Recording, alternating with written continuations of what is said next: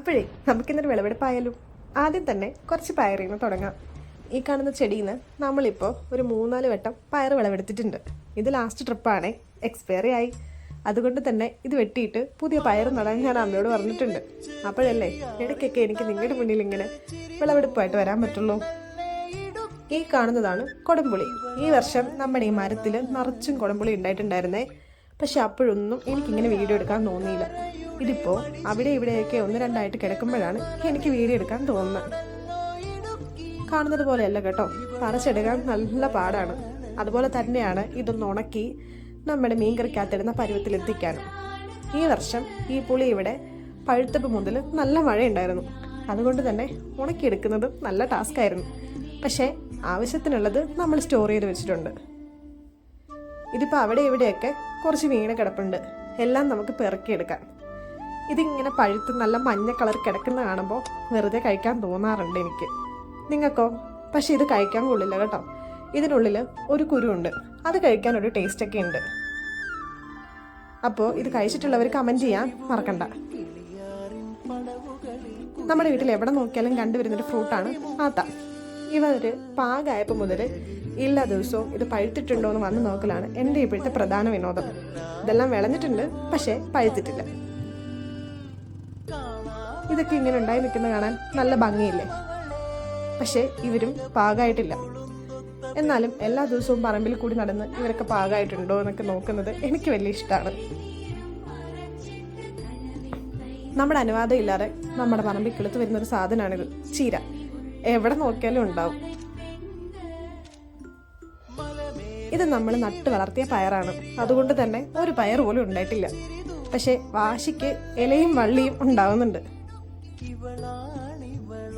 ഇതിങ്ങനെ വളർന്നു നിൽക്കുന്നത് നമ്മുടെ കറിവേപ്പ് മരത്തിനൊരു ബാധ്യതയായിട്ടുണ്ട്. അതിന് ശരിക്കൊന്നും ശ്വാസം വിടാൻ പോലും പറ്റുന്നില്ല. അതിൻ്റെ ദയനീയാവസ്ഥ കണ്ടിട്ട് ഇത് വെട്ടിക്കളയുന്നതിനെ പറ്റി ഞാൻ അമ്മയോട് പറഞ്ഞിരുന്നു. അപ്പോൾ കുറച്ചും കൂടി വെയിറ്റ് ചെയ്യാൻ അമ്മ പറഞ്ഞു. ഇതിങ്ങനെ നിൽക്കുന്നത് കൊണ്ട് ഈ കറിവേപ്പ് പറിച്ചെടുക്കുന്നതും നല്ല ടാസ്ക്കാണ്.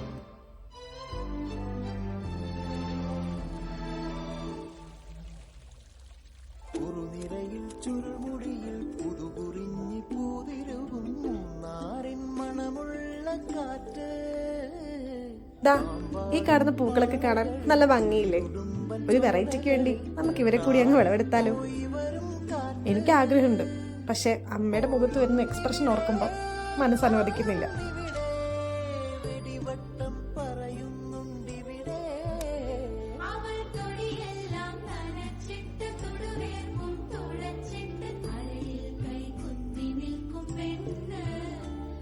ഈ പൂവിൻ്റെ ബാക്ക് സൈഡിൽ ഞാൻ കാണാതെ ഒരാൾ മറന്നിരിപ്പുണ്ട്. പക്ഷെ ഞാൻ ആളെ ചെറുതായിട്ടൊന്ന് കണ്ടുപിടിച്ചിട്ടുണ്ട്.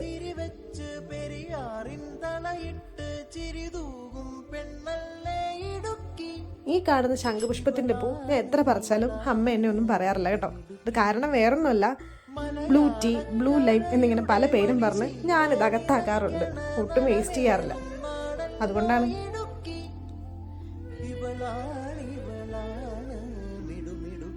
ഇത് കാണാൻ നല്ല ഭംഗിയില്ലേ?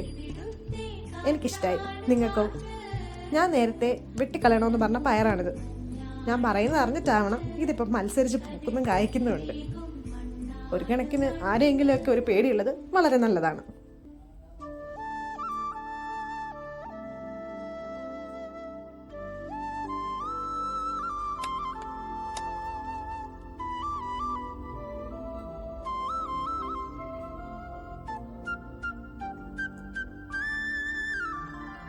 ഇനി നമുക്ക് അല്പം കോവല് വിളവെടുക്കാം.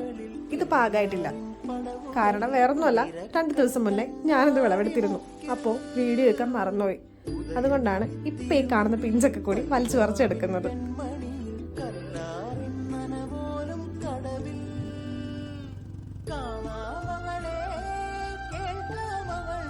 ഈ വീടിന്റെ 4 മൂലയിലും 4 ടൈപ്പ് പയറുണ്ടേ. ഇത് നമ്മൾ നട്ടു വളർത്തിയതല്ല, തന്നെ ഉണ്ടായി വന്നതാണ്. അതുകൊണ്ട് തന്നെ ഈ പയർ ചെടി നിറച്ച് പയറും ഉണ്ട്. അപ്പം നമുക്ക് ഇവരെ കൂടി കുറച്ച് പറിച്ചെടുക്കാം. ഇതിൽ പാകമായത് കണ്ടുപിടിക്കാൻ നല്ല ബുദ്ധിമുട്ടാണേ.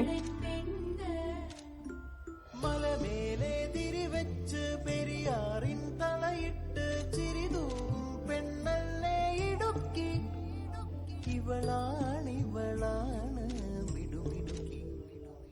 എൻ്റെ ഭാഗ്യം കൊണ്ടാണെന്ന് തോന്നുന്നു ഞാനിപ്പോൾ ഈ പറിച്ചെടുക്കുന്നതൊന്നും പാകമായിട്ടില്ല. ഞാൻ മുമ്പ് പറഞ്ഞ നമ്മുടെ പറമ്പിൽ എവിടെ നോക്കിയാലും കാണപ്പെടുന്ന ഒരു സാധനം ചീര. ഇതൊക്കെ തന്നെ ഇഷ്ടത്തിന് കിളുത്ത് വന്നതാണ്. അതുകൊണ്ട് തന്നെ ഇത് ആവശ്യത്തിൽ കൂടുതൽ വെച്ച് തന്ന് അമ്മ വെറുപ്പിക്കാറുണ്ട്. പണ്ടൊക്കെ ഈ വീട്ടിൽ ആര് വന്നാലും ഞാൻ അവർക്ക് ചീര പറിച്ച് കൊടുത്തു വിടുമായിരുന്നു. വേറൊന്നും കൊണ്ടല്ല, അത് കൊടുക്കുമ്പോൾ അവർക്കൊരു സന്തോഷം, അത്രയെങ്കിലും തീർന്നു കിട്ടിയല്ലോ എന്ന് എനിക്കൊരു സന്തോഷം.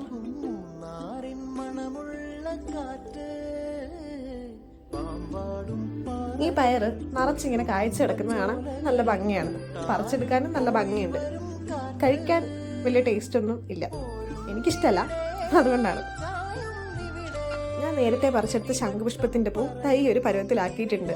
പണ്ടൊരു യൂട്യൂബ് ചാനൽ കണ്ടപ്പോൾ അതിലാരോ പറയുന്നത് കേട്ടു, ഈ ഡ്രിങ്ക് സ്കിന്നിനും ഹെൽത്തിനൊക്കെ വളരെ നല്ലതാണെന്ന്. അന്ന് തൊട്ട് ഞാനിതൊരു ശീലമാക്കിയതാണ്. പക്ഷെ എനിക്ക് പ്രത്യേകിച്ച് റിസൾട്ടൊന്നും കിട്ടിയിട്ടില്ല. ഇങ്ങനെ വീഡിയോ എടുത്തോണ്ടിരിക്കുമ്പോഴാണ് അപ്പുറത്തെ വീട് വരെ ഒന്നും പോകാൻ തോന്നിയത്. അത് ഏതായാലും വെറുതെ ആയില്ല. അവിടെ ചെന്നപ്പോൾ അവിടെ നിറച്ചും കോവല് പാകമായി കിടക്കുന്നു.